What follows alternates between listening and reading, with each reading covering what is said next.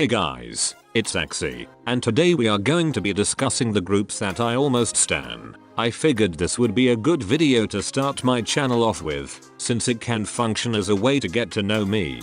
Don't worry, I'll be making a video about the groups that I do stan very soon.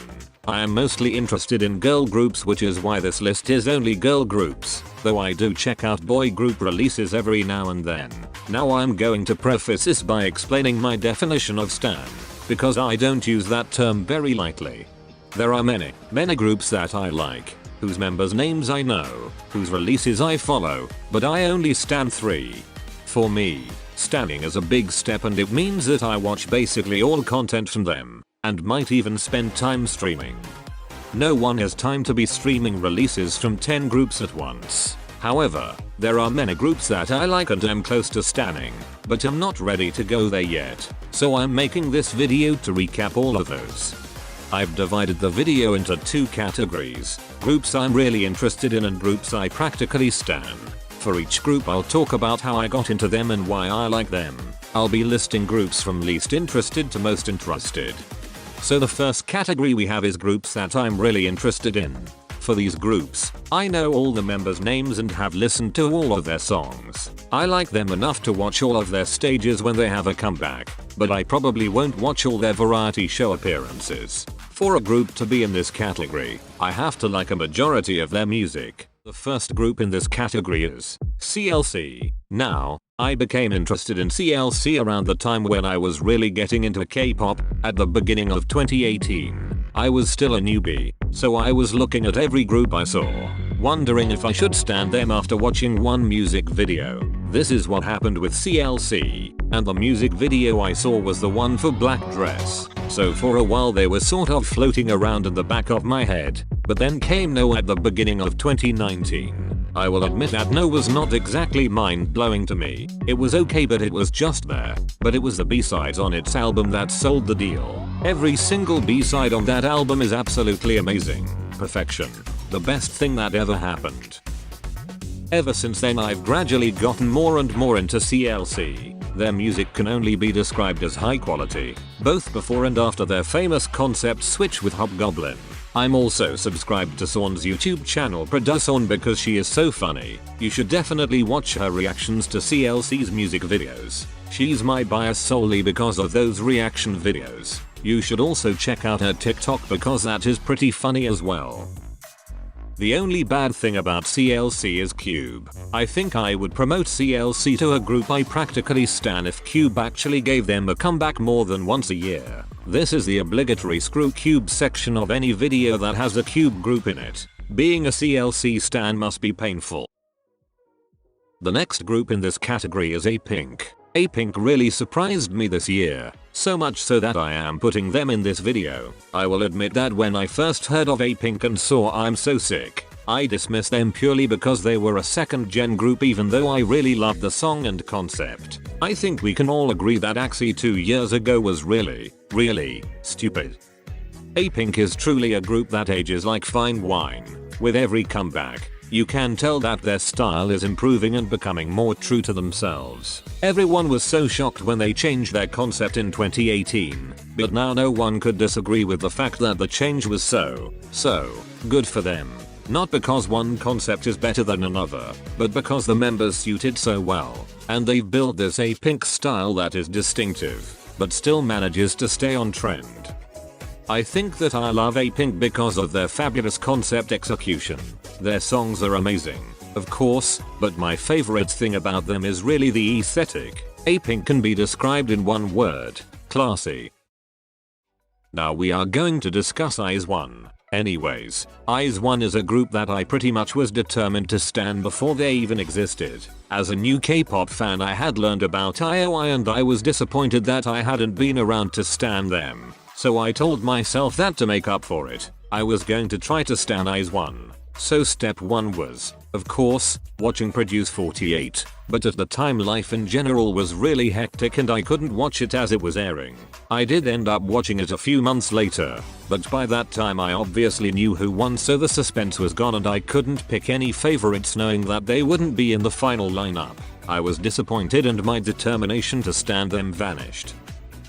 I did not like IZ*ONE when they debuted. I in fact still didn't like them during Violet era either. Looking back on it, I honestly cannot explain why I felt this way, as both songs were really good. It may have been the fact that some of the members were so young. I'm not sure. Fast forward a few months and bam. Voting scandal. The group was rigged. Instead of driving me away from the group, the news actually made me more interested in them. I knew the group was at least a little bit rigged back when they were revealed, although why that is a topic for another day. So I wasn't surprised, and I felt more sorry for the girls that their comeback was delayed because of it. This made me watch more IZ*ONE content, to the point that I began to really like them. And let me tell you, this group is absolutely hilarious. This may just be because there are so many members, but I assure you that you will be able to find someone in the group that you relate to. Someone that cracks you up, someone who reminds you of your best friend, or some combination of those things. The members are always fooling around. It's impossible to choose a bias because every member just has their own share of the hilarity. I highly recommend watching some IZ*ONE on crack compilations. They will definitely cheer you up. I'm going to be so sad when they disband, because the chemistry between the members is something special. What is the next group, you may be wondering? Well, it's Oh My Girl. Oh My Girl was always a group that was kind of just there. They did not do anything in particular that impressed me. I did like their comeback with Remember Me and was close to checking them out further, but their next release SSFWL was not really my style, so I forgot about them. Then came Queendom. I wasn't watching Queendom for Oh My Girl, but their performances impressed me so much that I was instantly hooked. Anyone who says they didn't deserve that first place nomination at the end is a liar, and you know it. Their performance of Twilight especially was what made me like them, and Yua's Michael Jackson dance, and Hyojung's amazing vocals, and the entire group's off the chart stage presence. Okay, I'll just admit that every single thing that Oh My Girl did while on Queendom would make me like them. Truly, they have some of my favorite performances. They just came back a few months ago with Non-Stop, and that comeback definitely sealed the deal. That song is amazing. Mimi stole the show since rap and colored hair are both things I am obsessed with in K-pop comebacks. While we're on the topic of colored hair, have you seen Seunghee's pink hair yet? I fully admit that I bias Seunghee because of her styling. Look at her makeup in the Twilight stage. Then take another look at any stage with her pink hair in it, and I hope you will understand. Alright, now we have covered every group in the I'm really interested in them category. We are now going to move on to the I practically stan them category. I did stan every group in this category for a couple of months at a time, but after that I always realized I just didn't have the time to keep up with that extra group. However, I still follow them more avidly than the groups in the lower category, and they all have the potential to become groups that I fully stan with their next comeback. So first we have G-Idol. I found out about G-Idol because of Soyeon, whose solo song Jelly I stumbled upon by chance back in 2017 when it came out. That song was exactly my kind of song, so I was beyond excited when I found out she was going to debut in a group.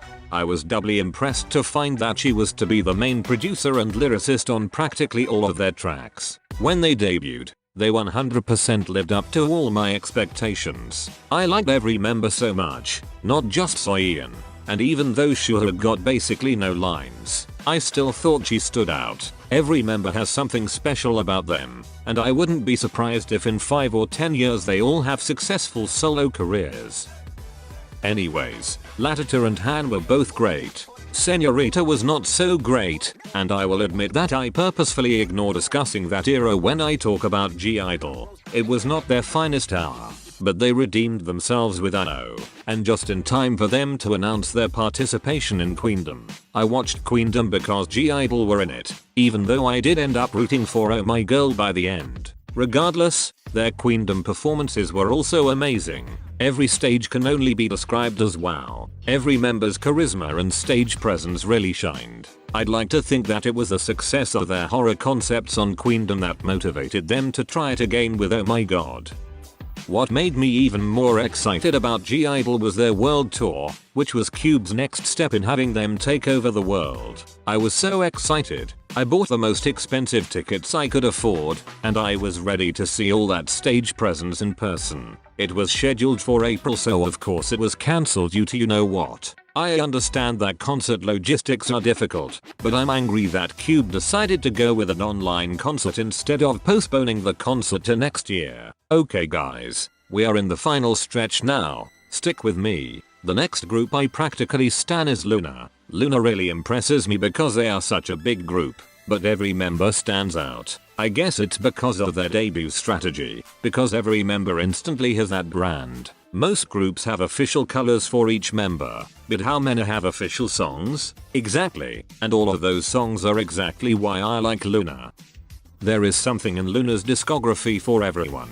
I have not heard of a single person who hates every single LOONA song, and that is because that person doesn't exist. All the solo songs have their own flavor, but when the members form LOONA it still manages to be cohesive. Now because the solo releases are all so different, I don't like all of them, but I love every song that LOONA has put out as a group. LOONA songs have such a distinct style, to the point where I will listen to similar sounding songs from other groups and think that they're LOONA songs. I'm not sure how to describe LOONA's sound. The best word I could come up with is chill, and that is so incredibly general, but you can put on LOONA songs and just fall asleep to them, which is a good thing. They are so calming, but always have a hint of upbeatness that keeps you listening. Of all the groups on this list, LOONA has my favorite discography hands down. It is absolutely perfect. I actually don't have as much to say about the members for this one, only because the music is what really draws me to LOONA. However, I do love every member and can confirm that half of them are living memes. And the fan edits that Orbits produce? Hilarious. Orbits truly are the funniest fandom. Stan LOONA is basically a joke now, but we have Orbits to thank for exposing us to LOONA whether we like it or not. True story, I learned about LOONA because I saw someone spamming a comments section with Stan LOONA, and so I had to check them out. See, it works. Good job Orbits on that one. Now we have come to the final group in this video, and that is Mamamoo. Like a few other groups on this list, Mamamoo were just there for a couple years. Their releases weren't bad, I just didn't pay that much attention to them. I kept hearing about how good they were. People talked about their vocals. People talked about their dancing. What I'm trying to say is that people talked a lot about Mamamoo, so I was thoroughly briefed on them when I started watching Queendom, and I knew that their performances were going to be above average. However, this was something I expected of them based on what I heard, so I wasn't motivated to check them out further like I was for other groups on the show. I also wasn't surprised when they won. After all, why wouldn't they? I just took it for granted that Mamamoo were talented and were much more popular than the others on the show.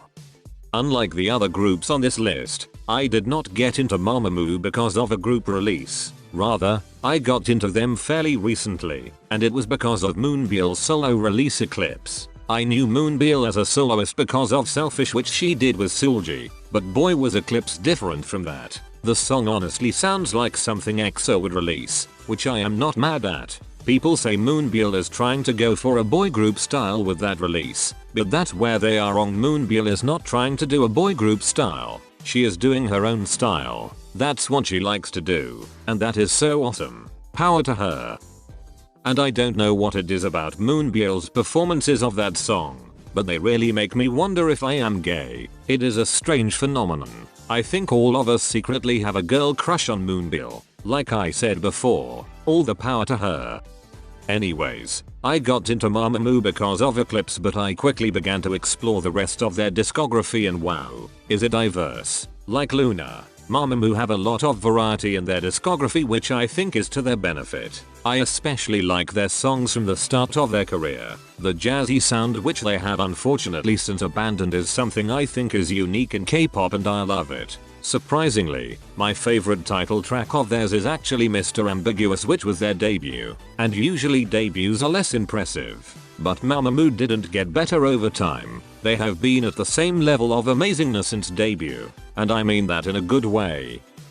Mamamoo is a group that definitely is consistent. Their releases may sound different from era to era, but they still give off a Mamamoo flavor, and now that all the members have had solo debuts, you can really see that they are continuing to develop as artists and explore their styles. That really makes me excited for the future of Mamamoo.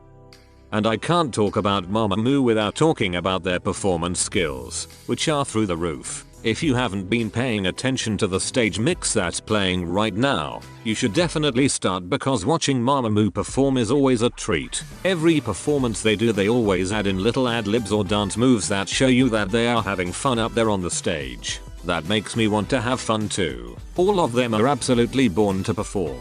You can tell how much they love doing it right through the screen.